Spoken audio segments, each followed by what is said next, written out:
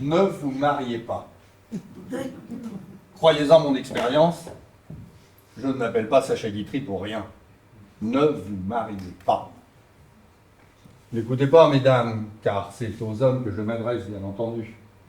À la plupart des hommes. À ceux de mon espèce, tenez. C'est-à-dire à tous ceux qui adorent les femmes. Les autres, ils peuvent bien se marier autant de fois qu'ils le veulent.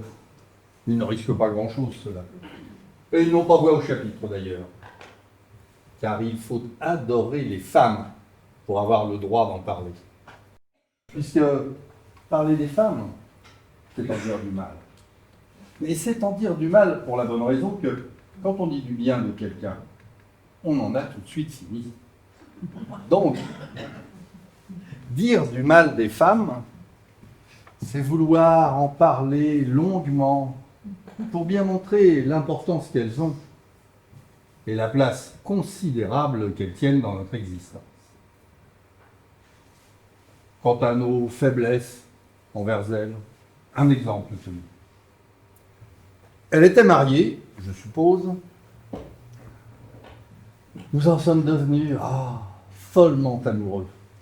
Nous l'avons fait divorcer, nous l'épousons, et nous nous apercevons trop tard que c'est parce qu'elle était mariée que nous en étions devenus follement amoureux. Un autre exemple, tenez. On s'éprend d'une femme libre et indépendante. Et c'est normal. C'est adorable, une femme libre. Mais dès l'instant que nous l'avons épousée, comme elle a cessé d'être libre, elle peut en conséquence nous plaire beaucoup moins. Oui. Regardons les choses en face, voyez-vous. Et reconnaissons la fragilité des motifs qui nous ont fait choisir celle-ci plutôt que celle-là. Choisir, enfants que nous sommes. Ne nous avait-elle pas choisi une minute avant que nous la choisissions? Souvenons-nous de notre première rencontre avec elle. Elle est entrée et nous avions tout de suite vu si elle était blonde ou brune. Et nous l'avions instantanément oubliée. Elle, et elle ne l'oubliera jamais. Elle avait vu tout de suite si nous étions grands, si nous étions gros, si nous étions en bonne santé. Et déjà, elle savait notre âge exactement. Tandis que nous continuions à nous extasier sur le dessin, d'ailleurs rectifié, de ses lèvres.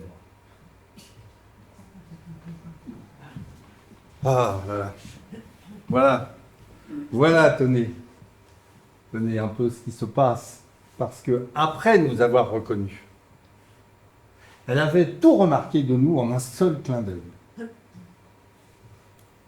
La cravate, le gilet, le bracelet montre et surtout la bague que nous portions à la main gauche. Et déjà, elle évaluait notre fortune. Tandis que nous continuions à nous demander si ses yeux à elle étaient gris-bleu ou gris-vert. Voilà. Voilà, tenez, ce qu'on en arrive à dire d'elles quand elles se sont mal conduites envers nous. Car il est bien évident que je ne m'exprimerais pas de la sorte si ma femme n'avait pas cru devoir passer la nuit dehors. Ah, la petite garce. Oui, il y a 3 semaines encore, si nous nous étions rencontrés, vous m'auriez entendu dire « Ah, la femme, merveille des merveilles, exquise raison d'être ». Car il est à noter qu'on met la femme au singulier quand on a du bien à en dire, et qu'on en parle au pluriel aussitôt qu'elle vous a fait quelques méchancetés. Mais le temps passe, j'ai rendez-vous avec ma thérapeute, je vous laisse.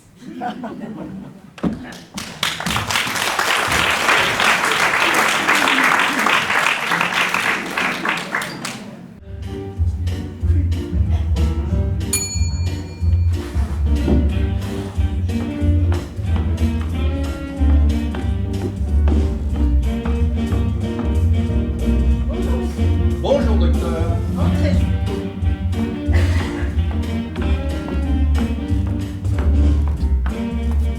Asseyez-vous.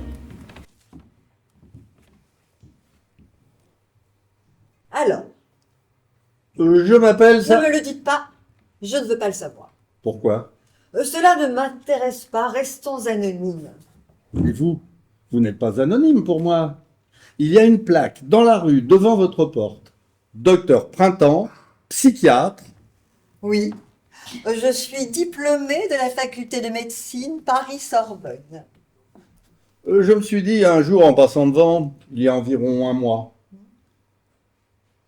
un jour j'irai la voir. Printemps, c'est un joli nom pour faire renaître.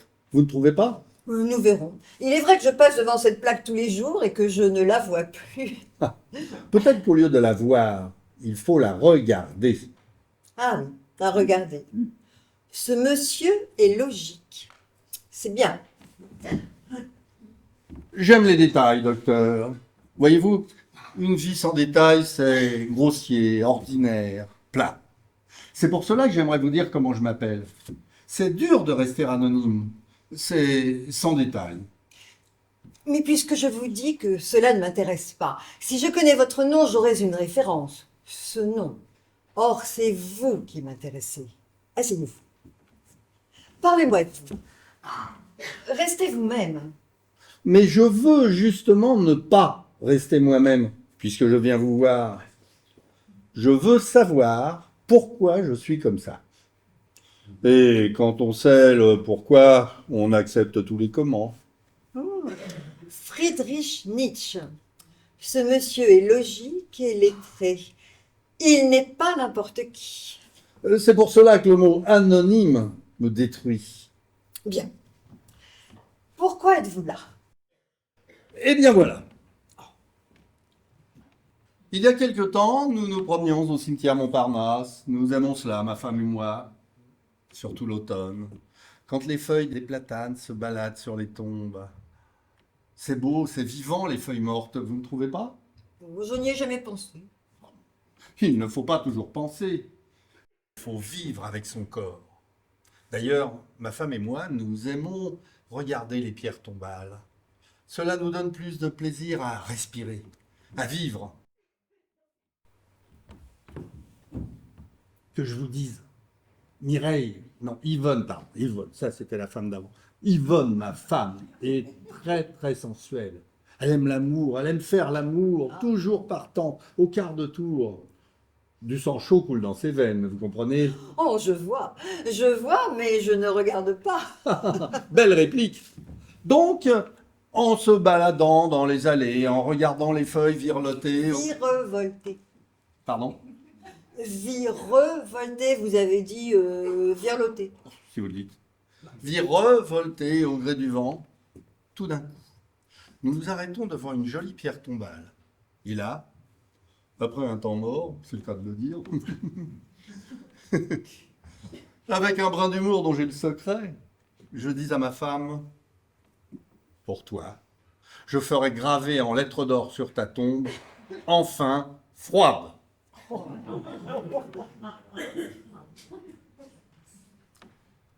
Et Et je me mets à rire, fort, très fort, à en réveiller les morts. J'adore rire de mon humour, de mes jeux de mots. Yvonne reste de glace, ce qui est rare, comme je vous ai dit.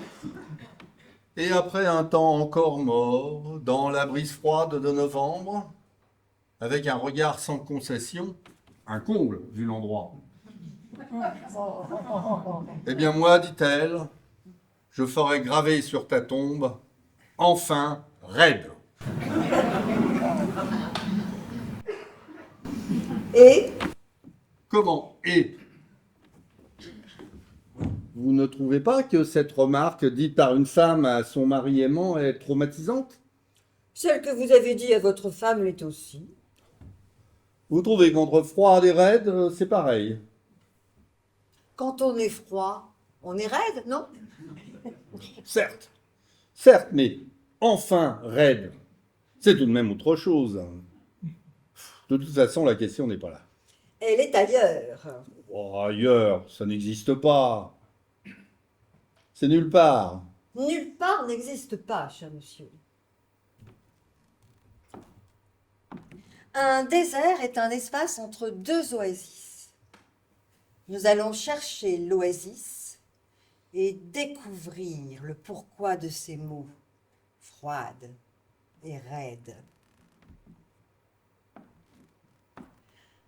Revenons-en à ce reproche implicitement formulé par votre épouse au cimetière. À quand remonte-t-il?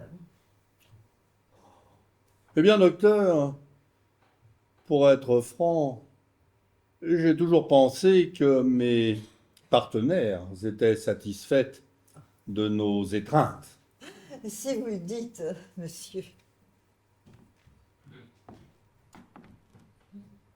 Sachez cependant, messieurs, que les femmes ont un redoutable avantage sur vous. Elles peuvent faire semblant. Les hommes, non.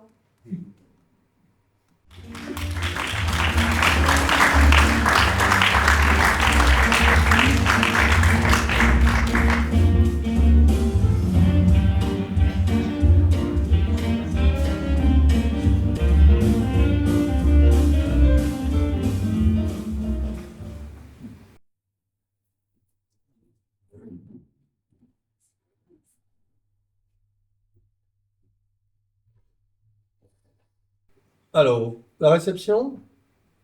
Oui, dites-moi, monsieur, je souhaiterais faire taper une lettre. N'auriez-vous pas une secrétaire que vous puissiez me prêter pour quelques instants? Oui, oui, je suis la suite 122. Ah, comme vous êtes aimable, monsieur, oui. Oui, qu'elle vienne avec sa machine à écrire, naturellement. C'est cela même. Non, non, 10 minutes, pas davantage. Je vous remercie, monsieur.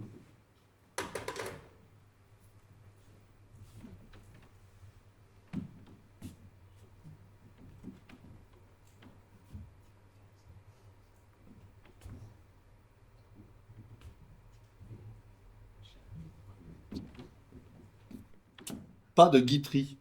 Bizarre.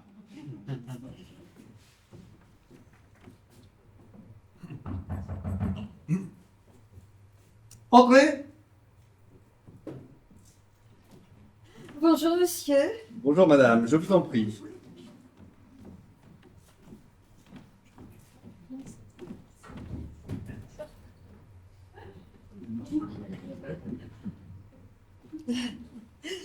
Un instant.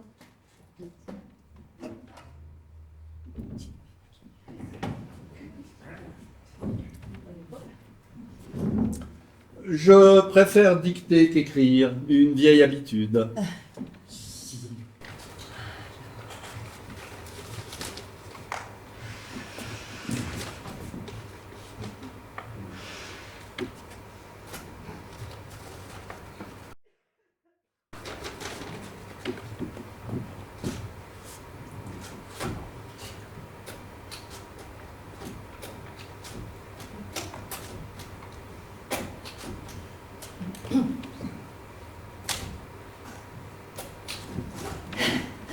Je suis à vous. Mon cher Edmond. Oh, c'est drôle. Quoi donc? C'est le prénom de mon papa. Ah oui, et comment va-t-il? Oh, bah, fort bien, monsieur, merci. Mon cher Edmond.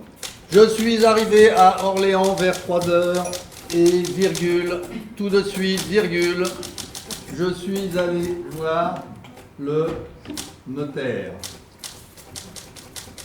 Un point Parfaitement. à la ligne. Oui. Ma première impression n'a pas été très bonne. Ah. Non.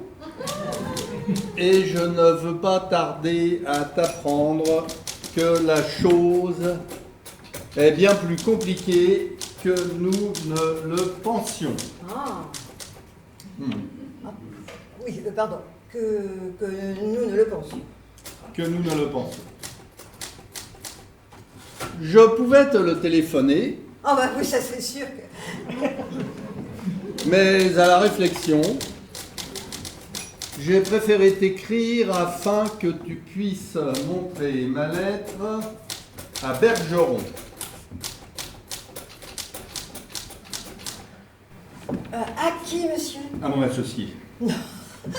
C'est le nom qui m'a échappé. Ah oui, oui, Bergeron.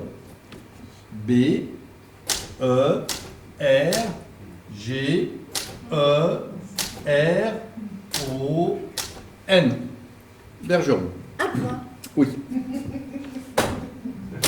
Il verra ainsi que je suis allé moi-même à Orléans. À la ligne. À la ligne. Tout ce que je puis te dire aujourd'hui, c'est que le dernier testament qu'elle a fait n'est pas écrit de sa main. Non. À la ligne, confidentielle. Comptez sur moi, monsieur. Non, non, confidentiel, ça n'est pas à vous que je le disais, c'est à... À Edmond. Écrivez-le, Edmond. confidentiel. Non, pas Edmond, confidentiel. Bon.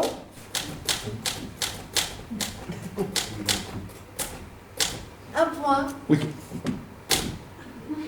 La personne en question est peut-être encore où tu penses.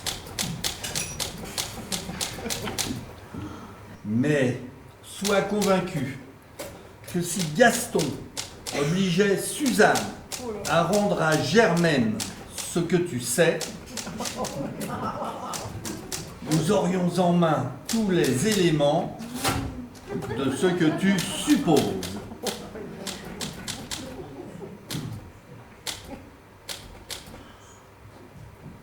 Vous croyez qu'il va comprendre? Comment s'il va? Comment s'il va? Mais je pense bien. Parce qu'alors là, moi, vraiment... Oui, c'est possible. Mais lui, il comprendra. Excusez-moi de m'y être intéressée. Maître Radet m'a dit qu'il se rendrait demain en personne au château de Saint-Mel. Un point. Mais Saint-Mel est à 300 km d'ici. 343 au moins. Des personnes bien informées prétendent même qu'il y a 343 km. Un point. Un point. Allez. Dans ces conditions, je n'aurai donc pas la réponse avant 48 heures.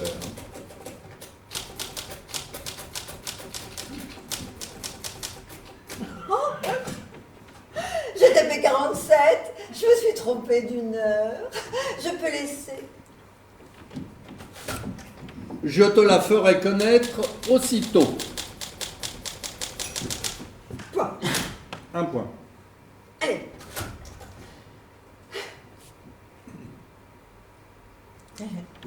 Que vais-je faire jusqu'à mercredi? Oh, je n'en sais rien encore.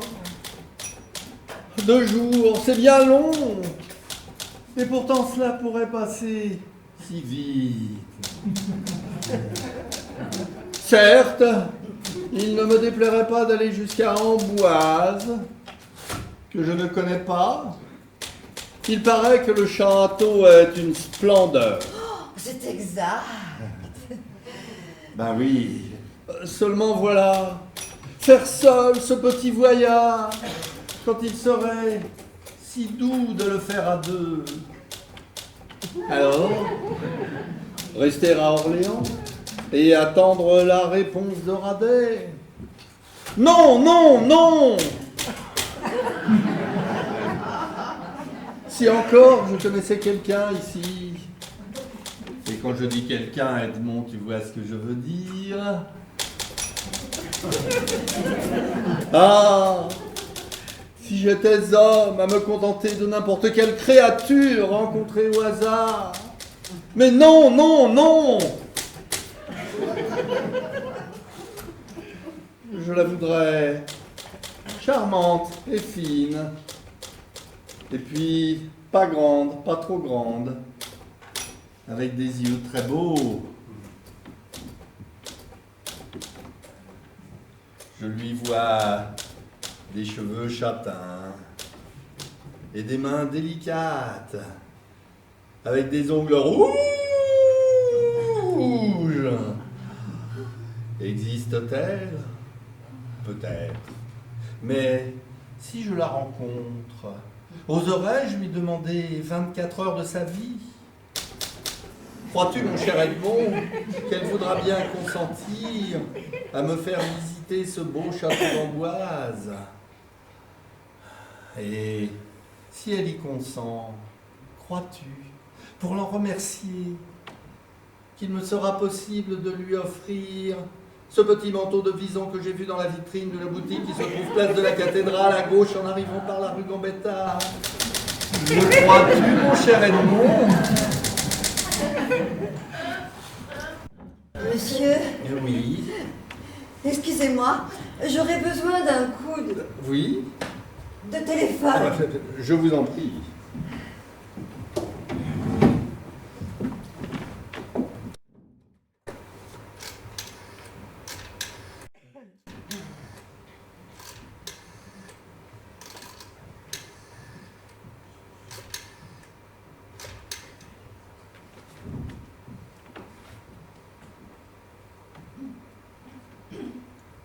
Allô, Arlette? Oui, c'est moi. Dis-moi, je vais pas pouvoir venir dîner avec toi ce soir. Non, mais figure-toi que le patron m'envoie à Amboise. Ben oui, nous partons tout de suite. Je pouvais pas refuser, tu comprends. Oui, je sais, il fait froid, mais t'inquiète pas. J'aurai ce qu'il faut comme manteau. Je te laisse, je t'embrasse. Alors nous en étions à cette petite boutique près de la cathédrale. On en reste là. Oui. Et comme formule de politesse, vous l'embrassez? Ah, je veux bien. Oui, moi aussi.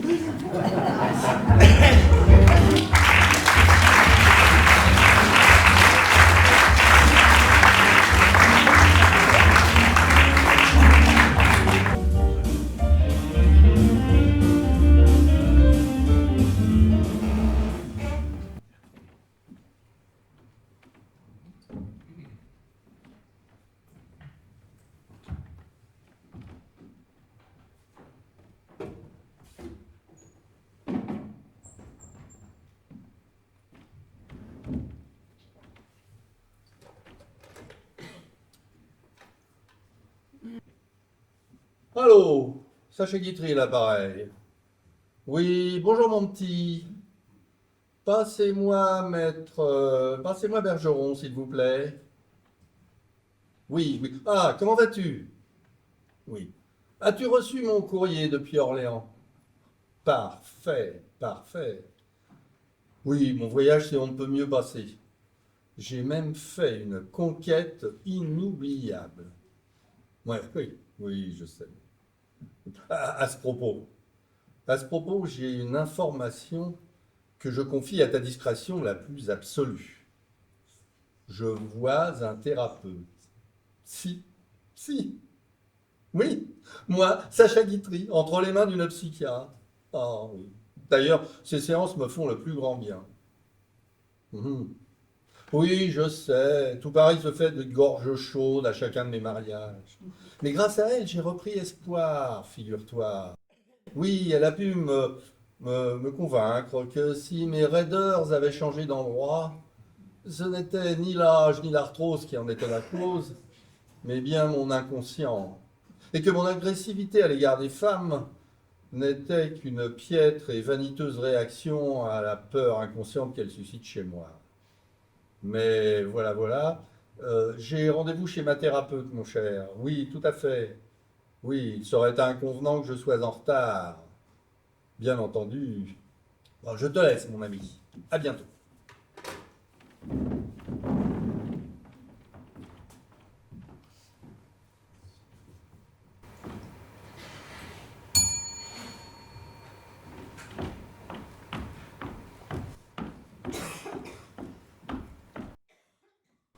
Bonjour, monsieur. Bonjour, docteur.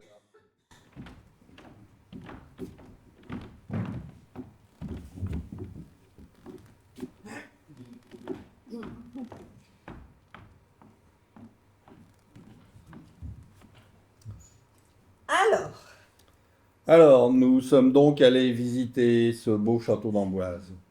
Bon, ça m'a coûté un manteau, mais quelle belle femme! N'était-elle pas un peu plus jeune que vous? Vous savez, docteur, je pense qu'une femme doit avoir 3 hommes dans sa vie. Un de 60 ans pour le chèque, un de 40 ans pour le chic, et un de 20 ans pour le choc. Je suis dans la première catégorie, voilà. Si j'ai bien compris, cette secrétaire vous a plu immédiatement. Bien sûr. Mais pour ne rien vous cacher, je me suis senti un peu obligé de la séduire. Obligé, j'aurais tout entendu. Je parlais au public. Ah, pardon. Continuez. Mes propos pourraient laisser croire qu'à la séduire, j'en ai perdu mon libre arbitre. Mais bon, au final, nous allions vivre une grande histoire d'amour, avec des hauts et des bas. Les hauts étant souvent le moment où elle enlevait ses bas. Spirituel parfois, à l'occasion grivois. Continuez. Puis les jours ont passé, dame, ici-bas, tout passe. Et de tout, hélas, on s'en lasse. On s'aime, on s'embrasse, on se caresse, on recoule. Et parfois, l'un des deux en a vite assez ri. Ah, les femmes. Au début, on les a dans ses bras, puis un jour sur les bras, et bientôt sur le dos. Je vois. Dites-moi un peu plus. Il y avait en elle quelque chose d'ingénu, qui disparaissait aussitôt qu'elle faisait l'enfant. En fait, de temps à autre, elle avait 12 ans. Mais aussitôt que quelque chose de grave se produisait, elle en avait 8. Entendez-vous par là qu'elle était puérile et superficielle? Eh bien, pour être franc, son sommeil était de beaucoup ce qu'elle avait de plus profond. Au moins était-elle cultivée. Oh! N'utilisez pas cette expression détestable, docteur. Quand j'entends dire d'une femme qu'elle est cultivée, je m'imagine aussitôt qu'il lui pousse du persil dans les oreilles. Un fantasme de jardinier, sans doute. Un trait de mon caractère. J'ai une imagination débordante. Si je comprends bien, l'innocence de cette femme vous perturbe. Je n'aime pas les femmes qui font l'enfant, sauf bien entendu celles qui sont enceintes. Nous avons fini par nous séparer. Bien. Revenons-en à cette remarque au cimetière. Oui, oui. Oui, parce que je suis traumatisé. Je suis une victime, comprenez-vous? Comment pourrais-je à nouveau faire l'amour à ma femme avec cette épée de Damoclès? Laissez-moi finir, s'il vous plaît. Avec cette épée de Damoclès accrochée au-dessus de ma virilité, prête à déclencher des torrents de reproches silencieux dans le regard de mon épouse. Vous êtes femme, vous ne pouvez pas comprendre. Eh bien, expliquez-moi.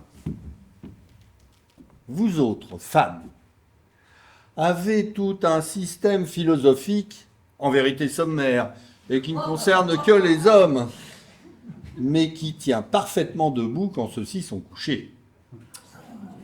Si je comprends bien, vous n'aimez pas les femmes entreprenantes. Mais si, bien sûr. Mais elles croient volontiers que parce qu'elles ont fait le contraire de ce qu'on leur demandait, elles ont pris une initiative. N'avez-vous pas l'impression de fonder votre jugement sur des critères du siècle dernier? Peut-être parce que, précisément, docteur, je suis né au siècle dernier. Tout le drame vient de là.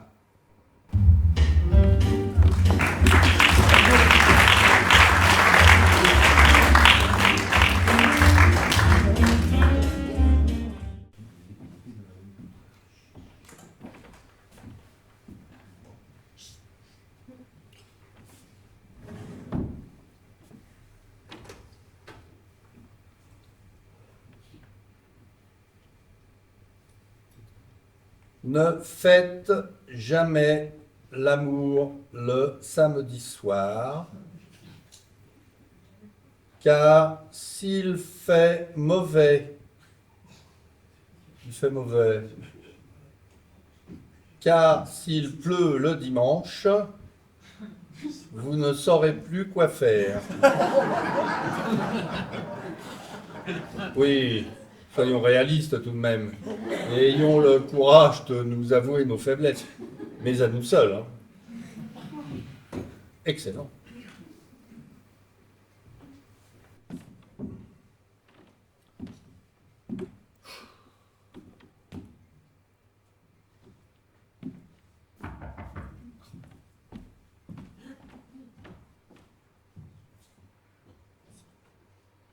Non, sans blague.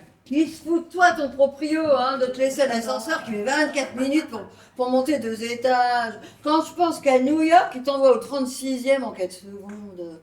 Qu'est-ce que t'es ballot de pas gueuler pour qu'on te le change. Ah ben quoi, qu'est-ce que t'as? Pourquoi tu me regardes avec ces yeux-là? Tu pourrais peut-être me dire bonjour quand tu rentres chez moi. Ah ouais. Et comment qu'elle va, ma petite poupée? Ta petite poupée ne va pas trop mal, je te remercie. Qu'est-ce que t'as été bête de pas venir au golf avec nous. T'aurais été fière de moi, j'ai fait 18 trous. Et puis, t'aurais déjeuné dans cette petite auberge qu'on a dégotée à 30 km de Saint-Germain.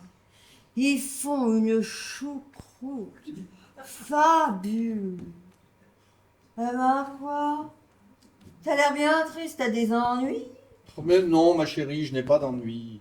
Seulement, je t'avais demandé de venir à 6 heures. Mais il en est 7. Bah oui, Eh ben c'était pour quoi faire? c'était pour passer 2 heures avec toi. 2 heures? Seuls tous les deux? Oui, oui, Eh ben quoi, qu'est-ce qu'il y a? mais il n'y a rien. Mais qu'est-ce que tu voulais faire? Rien. Tout. Non. Si. C'était pour ça? Eh mon Dieu, oui. Et il lui fallait 2 heures aujourd'hui, la petite prétentieuse. Veux-tu que parier que dans 2 minutes? Ah non, non, non, non. N'en faisons pas un sport, je t'en supplie. J'avais envie de t'avoir près de moi, quoi, tout simplement. Pendant 2 heures. Oui, oui, pendant 2 heures. Ça vous semble incroyable, messieurs, qu'un homme veuille rester seul 2 heures avec sa maîtresse? S'aimer pendant 2 heures? Se regarder vivre pendant 2 heures? Bavarder, se taire même pendant 2 heures? Quelle folie, hein? Écoutez, vraiment, il n'est pas juste. Hein. Depuis 2 ans que nous sommes ensemble, je viens quand il veut, chaque fois qu'il veut. Et puis, je peux dire que je l'aime autant qu'on peut aimer à notre époque. Je ne lui reproche rien. Mais si! Mais non! Oh, tu fais la tête, c'est pareil, hein? C'est pire encore, tiens. Je sais pas, moi. Si l'un de nous avait des reproches à faire à l'autre, c'est plutôt moi hein, qui pourrais lui faire remarquer que depuis 2 ans qu'on est ensemble, eh ben, il n'a pas changé. Car le crime, la bêtise, c'est de pas changer.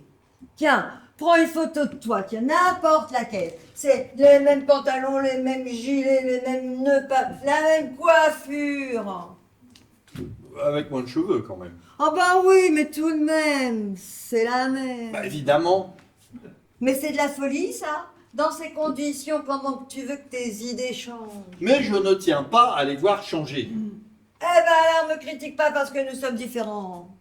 Déjà, t'es un peu plus âgé que moi, c'est quelque chose. J'en conviens. Eh ben, on dirait que c'est pas encore assez. Tu t'obstines à piétiner quand moi j'avance. Je fais le mouvement, moi. C'est pas de ma faute si tu restes en arrière. Hein. T'as l'air d'un type qui remonterait pas sans pendule pour empêcher que le jour se lève. Depuis 2 ans que nous sommes ensemble, eh ben, il n'a pas été à la page une seule fois. Il parle toujours des mêmes bouquins, des mêmes patelins, des mêmes types. C'est simple. Il connaît plus de gens chez les morts que chez les vivants. Mets ta pendule à l'heure. Et puis quand tu veux me faire l'amour, me demande pas à chaque fois de me déshabiller. Eh bien, nom de Dieu, il arrivera ce qu'il arrivera, et je ferai l'amour comme il me plaira. Eh ben, tu le feras tout seul. Dis donc toi, pour qui me prends-tu? Je le ferai avec n'importe quelle femme qui ne sera pas désolée d'être une femme. Ah ouais, c'est ça, c'est ça.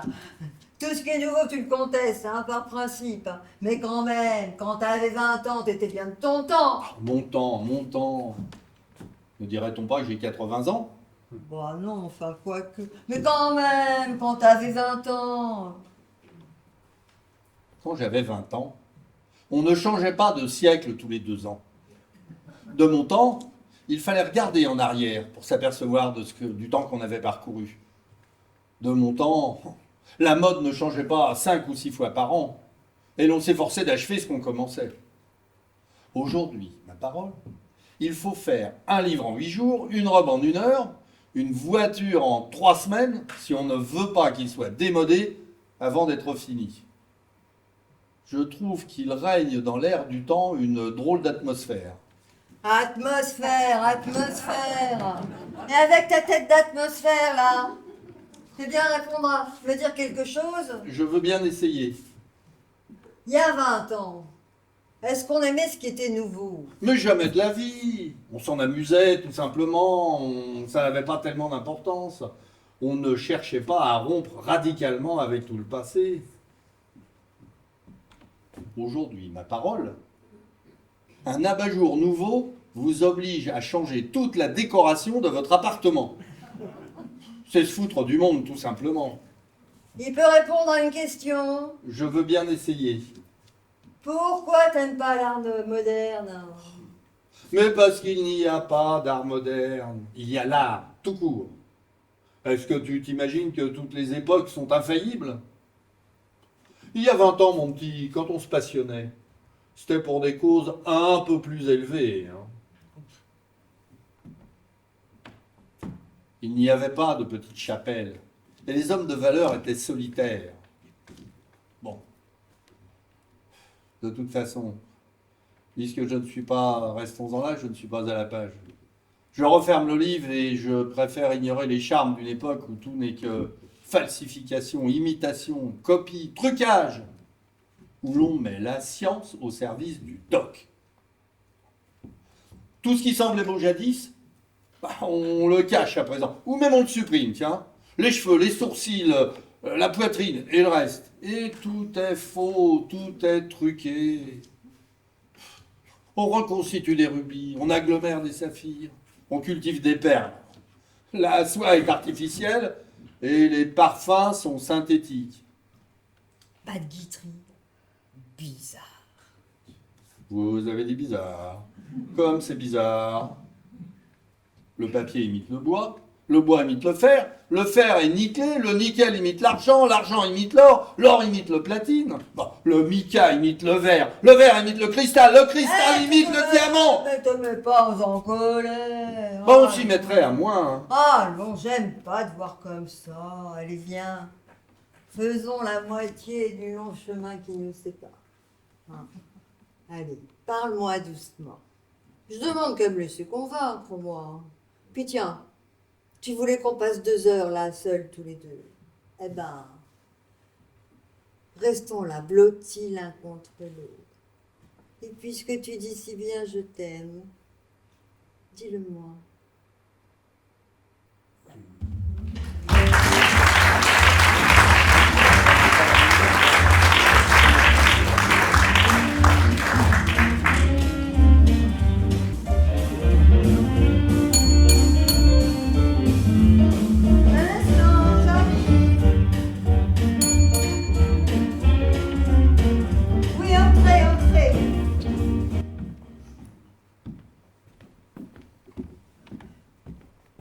Je suis à vous dans un instant.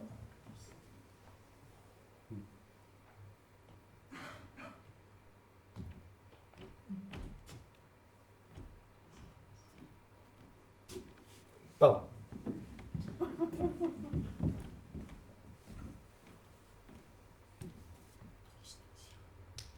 Alors, Vous vous rendez compte? Elle m'a ouvertement traité de vieux jeu. Elle est reine, celle-là. Hein. nous y voilà. Ah, Je comprends l'allusion, docteur. Non, c'est de ma déconvenue dont je parlais. Si vous le dites. Reconnaissez que cette mésaventure a de quoi frustrer un homme amoureux. Certes. Normalement, quand une femme vient chez un homme, c'est soit pour faire le ménage, soit pour faire l'amour.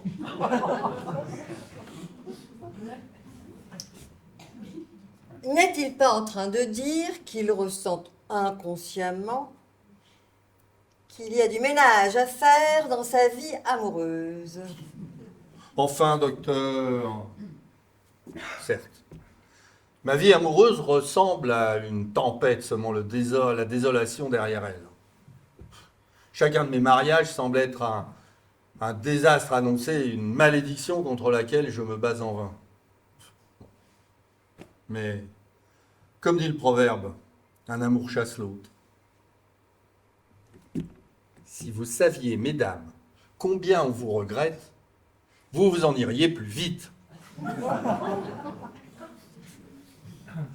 Ne vous êtes-vous donc jamais marié? Je serais tenté de vous répondre, hélas, oui. Hélas. Eh bien, comment dire, l'amour à deux, ça dure le temps de compter jusqu'à 3. Ceci dit, à l'égard de celui qui vous prend votre femme, il n'est de pire vengeance que de la lui laisser. Souvent, les femmes pensent être amoureuses d'un homme, alors qu'elles détestent tout simplement leur épouse. Ah, n'est pas vraie maîtresse qui veut. Vous connaissez bien les femmes, docteur. J'en suis une, monsieur. Nous sommes parfois... et parfois... Divine peut-être. Oui. Eh ben, je dirais même, et parfois diabolique. Oui. Ne dit-on pas que la femme est la plus belle œuvre de Dieu, surtout quand elle a le diable au corps? Et vous en êtes gourmand, messieurs. La gourmandise est un vilain défaut. Il y a des défauts dont les hommes ne sauraient se passer. Puis-je à mon tour user de généralité? Les femmes disent que les hommes sont tous pareils. Mais c'est parce que vous, mesdames, vous vous comportez toujours pareil avec les hommes. Oui. Eh oui, je sais. N'avez-vous pas l'impression de fonder votre jugement sur des critères du siècle dernier? Oh, docteur, je me sens encore revenir à la séance, à notre dernière séance. Enfin... Oh, écoutez... Alors, s'il vous plaît, ne faisons pas de la psychologie de comptoir. Pardonnez-moi. Pardonnez-moi. Je voulais dire qu'un grand amour est un peu incomplet s'il n'a pas son déclin, son agonie, son dénouement.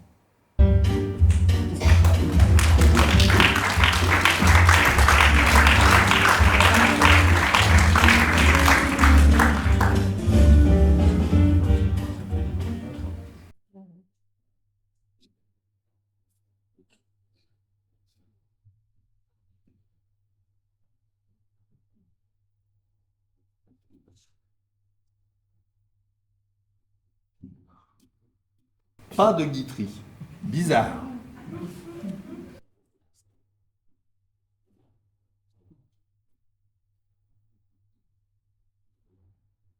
Ah, c'est moi, n'ayez pas peur. Mais comment vous êtes là? Avez-vous oublié que vous m'aviez confié les clés de votre appartement? Oh, sortez, je vous prie. Non, Ah, comment non? Sortez. j'avais bien entendu et je vous réponds non. Vous savez que je ne sais pas faire payer. Néanmoins, je vous prie de vous en aller. Vous le voulez? Ah, je le veux. Eh bien, tant pis. Tant pis, que voulez-vous? Tout ne réussit pas dans la vie. Et vous allez être obligé de m'entendre. Je dirais même plus de m'écouter, car j'ai absolument besoin de vous parler. Mais enfin, qu'avez-vous donc à me dire? Eh bien voilà. Je suis venu troubler votre tranquillité aujourd'hui, afin seulement de reconquérir ma tranquillité à moi. Vous connaissez mon caractère. Vous savez que je suis, toute proportion gardée, un type dans le genre de Napoléon. Vous avez le petit chapeau? Non, Non, mais j'ai horreur du mensonge. Vous souvenez-vous du fauteuil garni de velours rouge que je plaçais toujours adossé au piano? Oui, oui, je Bon. crois. Le velours de ce fauteuil, par vous choisi entre cent autres, le velours de ce fauteuil était de mauvaise qualité. Enfin, c'est possible, mais enfin, je ne vois pas. Attendez, vous allez voir. Il y a 8 jours, j'ai fait remplacer ce velours rouge par un velours jaune. Ah, Oui, je vous êtes le premier à en rire, oui. Par un velours jaune du plus ravissant effet. Le tapissier, en me rapportant ce soir le fauteuil, m'a remis un petit paquet de lettres qu'il avait trouvé dans la doublure du... Ah oui, je vois que vos souvenirs se précisent. Je les ai lues, ces lettres. Et les voici. Le contenu de ces missives ne peut laisser subsister aucun doute dans mon esprit. Georges Bernier a été votre amant. mon ami. Moi, je suis un type dans le genre de Joséphine. Et je ne chercherai jamais à nier l'évidence. Georges Bernier a été mon amant. Ceci n'est rien. Oh bah qu'est-ce qu'il vous faut? Ceci n'est rien. Sous des dehors calmes, distingués, je dirais même bourgeois. Vous cachez un tempérament, Oh mon ami. mais, et vous allez comprendre le motif de la visite que je vous fais ce soir, mais les dates qui figurent sur ces lettres m'apportent la preuve que Georges Bernier n'a pas été votre dernier amant. En effet. Toutes ces lettres datent de la terrible année, du mois de juin. Parfaitement. Or, un mois plus tard, car vous vous lassez vite des gens, un mois plus tard, dis-je, elle était la maîtresse de... Oh, elle était la bonne amie de Monsieur Paul Hébert. À la fin du mois d'août, elle était la maîtresse de François Rageot. Et en septembre, elle m'a trompé avec Monsieur Philippe de la Piquerie. Ces 3 infidélités-là, je les ai connues, vous me les avez avouées et je vous les ai pardonnées. Mais Georges Bernier, il n'a jamais été question entre nous de Georges Bernier, jamais. Non. Pourquoi? Donc vous m'avez menti. Oh oui. Donc tu m'as menti. Et je te prie de me dire immédiatement pourquoi, comment et dans quelles circonstances tu es devenue la maîtresse de ce pantin. Mais mon chéri. Je te prie de me répondre. J'ai horreur des situations louches. Il faut que je sache la vérité. Depuis tantôt, je me retiens, je me contiens, et je ne voulais pas venir, mais me voici.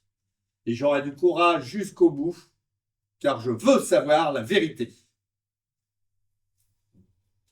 Mon ami. Vous remuez des souvenirs anciens déjà. J'ai tout oublié de cet homme. Je vais vous aider. Dans une de ces missives, il parle d'une promenade que vous avez faite autour du lac du Bois de Boulogne. N'en ris pas, malheureuse.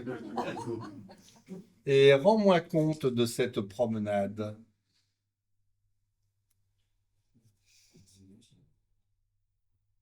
Eh bien voilà. Il devait dîner avec nous à la maison ce soir-là. Nous bavardions en t'attendant sans penser à mal. Quand, tout à coup, vers 8h30, tu as téléphoné du cercle, ou d'ailleurs, Oh! parfaitement, du cercle ou d'ailleurs, pour me dire que tu ne rentrerais pas dîner. J'avais une main gagnante. Tu as ajouté qu'il ne fallait pas t'attendre, que nous n'avions qu'à dîner sans toi, et que tu rentrerais seulement vers minuit. Moi, toujours confiant. C'était le mois de juin. J'avais une jolie robe, Il avait fait très chaud toute la journée. On respirait enfin. Alors il m'a proposé d'aller faire une promenade au bois. Ah, et tu as accepté. Oh ben non, pas tout de suite. Comment? Pas tout de suite. Ben non, nous n'avions pas fini de dîner. Oui, oui, mais enfin, tu as tout de même accepté après. Après, ah oui, oui, oui. Après j'ai accepté, mais seulement parce que 3 fois de suite, tu m'avais fait le coup de ne pas rentrer dîner et de me prévenir seulement à 8h30. Voilà maintenant que c'était de ma faute. Ben, bien sûr que c'était de ta faute. Si tu étais rentré dîner. Alors tu ne peux pas dîner seul avec quelqu'un sans devenir sa maîtresse. Est-ce que lorsque je dînais seule, face à lui, j'imaginais devenir sa maîtresse? Bon, alors, continue, continue. Euh, alors, il a arrêté un taxi et il a dit, conduisez-nous au bois. Et le chauffeur vous a conduit au bois. Bah évidemment, puisqu'on le lui demandait. Et Et, et nous nous sommes promenés autour du lac. Et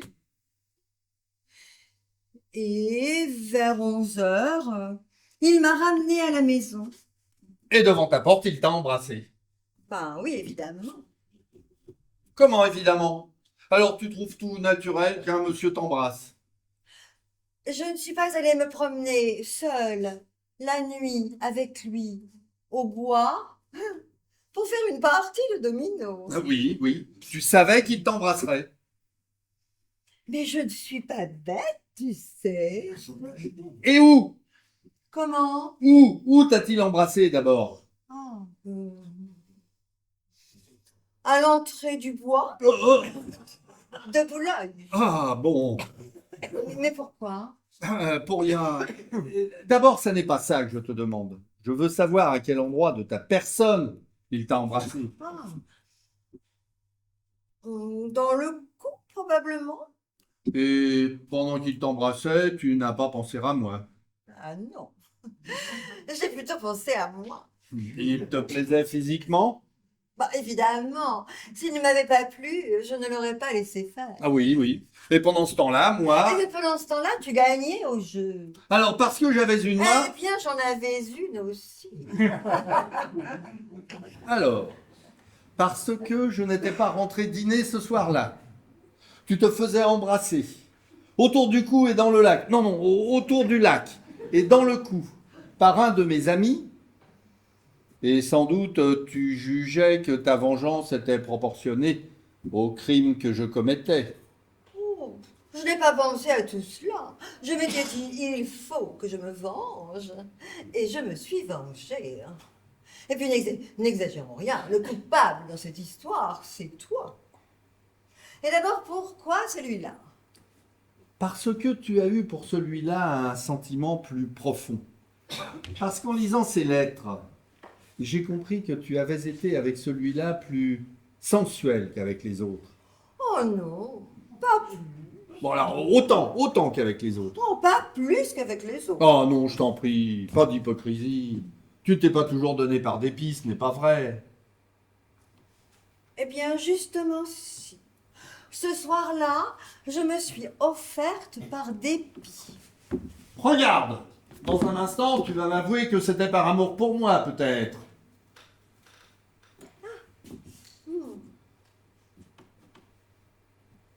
Et quand cela serait... Oh, menteuse. Tu n'as pas eu le plus petit regret. Oh, si. Ah non.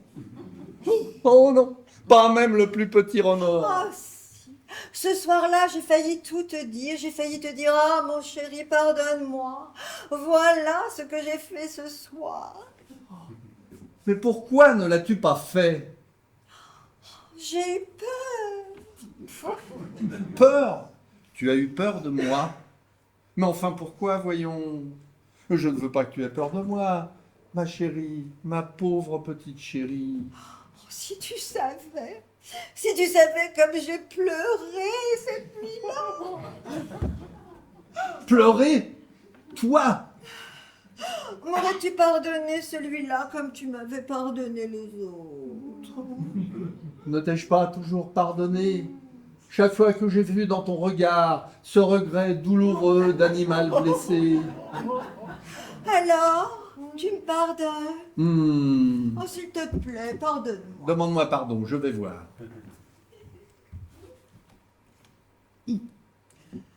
Je te demande pardon de t'avoir trompé. Je l'ai fait sans plaisir. Sans aucun plaisir. Sans aucun plaisir, je n'aime que toi.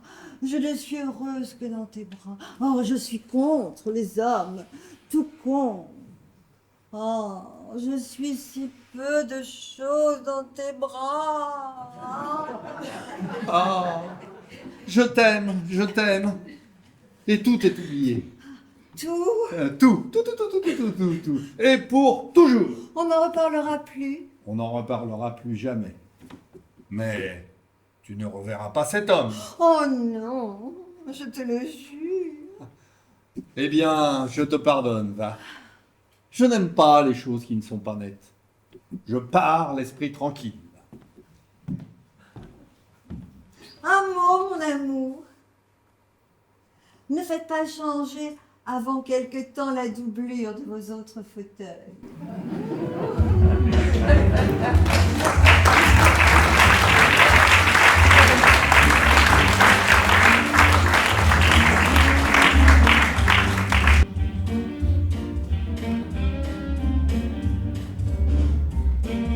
S'il vous plaît, est-ce que vous pouvez arrêter la musique? La régie, s'il vous plaît, arrêtez la musique. Merci beaucoup.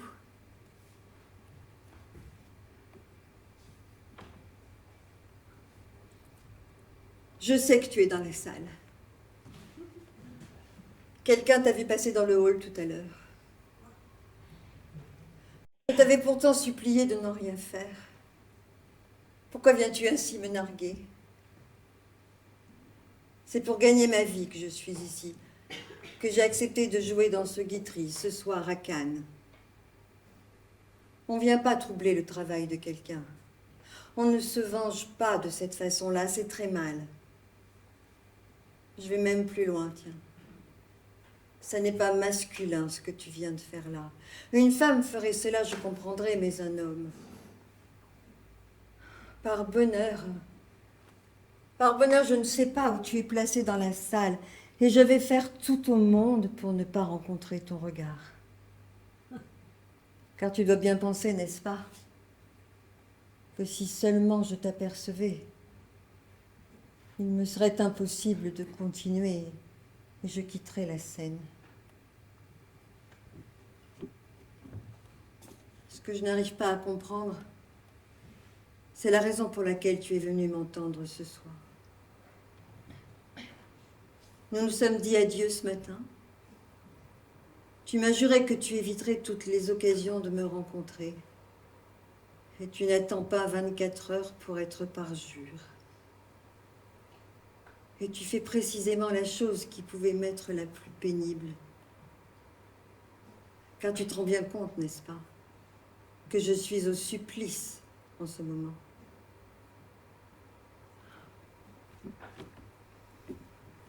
Je fais l'impossible pour ne pas te voir. Et malgré moi, mes yeux te cherchent. Je sens que tu me regardes fixement et j'ai une envie folle de croiser ton regard.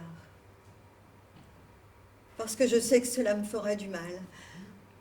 Je suis comme tous les êtres qui souffrent et qui voudraient souffrir davantage encore.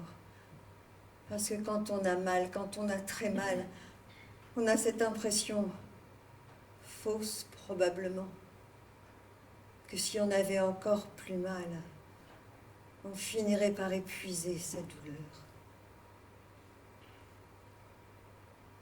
Et de quoi viens-tu te venger d'ailleurs? N'étions-nous pas entièrement d'accord pour rompre ce matin? Pourquoi venir ainsi me torturer? Oh, il m'était facile de continuer à te promettre de faire ce que tu me demandais. Oui, je pouvais très bien te jurer qu'à la fin des vacances, je serai complètement libre et que l'on pourrait vivre ensemble, tous les deux. Mais j'ai préféré te dire la vérité. Je n'abandonnerai jamais mon mari, qui est malade et qui a besoin de moi. Que tu ne veuilles pas l'entendre, je le comprends parfaitement. Mais puisque tu vois que je place mon devoir au-dessus de mon bonheur, il me semble que tu pourrais avoir pour moi une certaine estime et pour mon travail un peu plus de respect.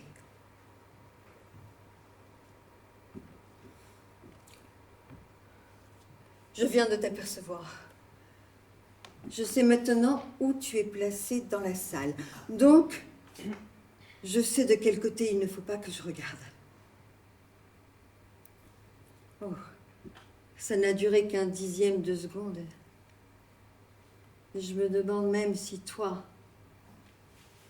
tu t'es aperçu que je venais de te voir. Oh, mais mon Dieu, que de choses on peut voir sur un visage aimé en moins d'une seconde.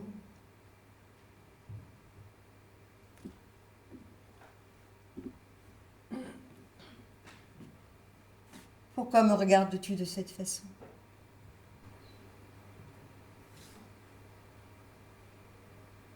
Tu as envie de pleurer? Mais alors? Alors ça n'est pas pour te venger que tu es venu ce soir? Tu es vraiment triste? À ce point-là? Oh. Oh, je le sais que tu m'aimes encore.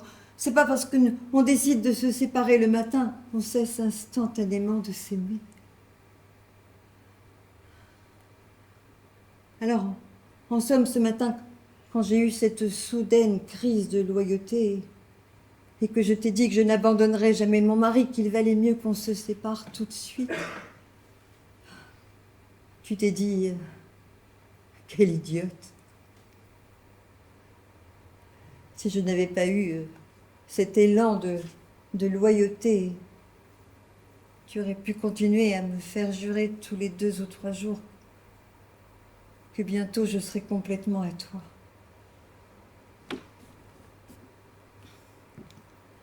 Alors, la séparation de ce matin est annulée. On n'en reparlera plus. Je file dans ma loge. Viens vite me rejoindre. Reprenons le rêve où on a laissé. Je t'aime.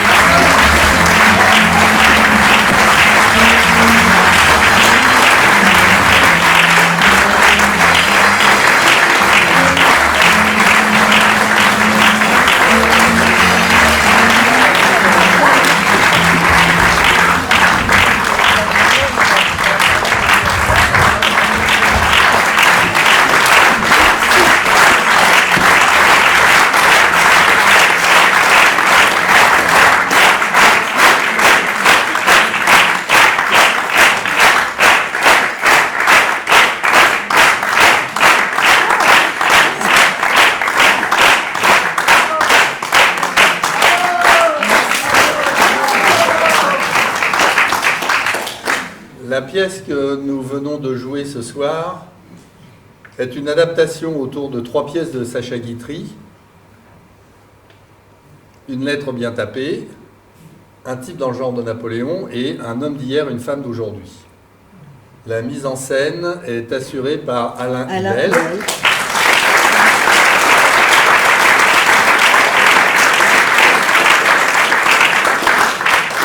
Avec dans le rôle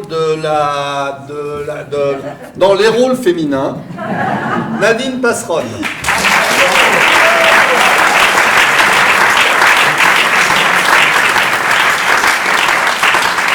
Et dans les rôles masculins, Marc Leblé.